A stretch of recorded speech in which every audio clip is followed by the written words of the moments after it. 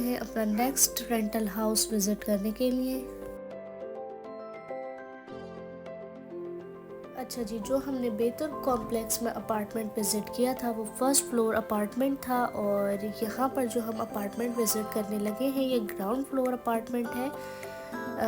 और इसी के साथ साथ so much beautiful greenery over here.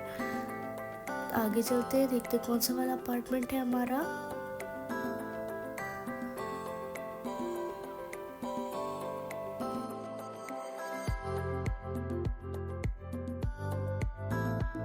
ये लेफ्ट हैंड पर जो अपार्टमेंट है, चेयर और टेबल रखे हुए, ये वाला अपार्टमेंट हम लोग विजिट करेंगे इंशाल्लाह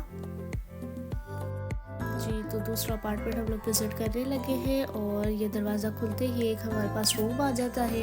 इसको हम ड्राइंग रूम भी बना सकते हैं, और ये सामने हमें बालकनी दी हुई है जहाँ पर हम अपना ब्रेकफास्ट, लंच और डिनर कर सकते हैं।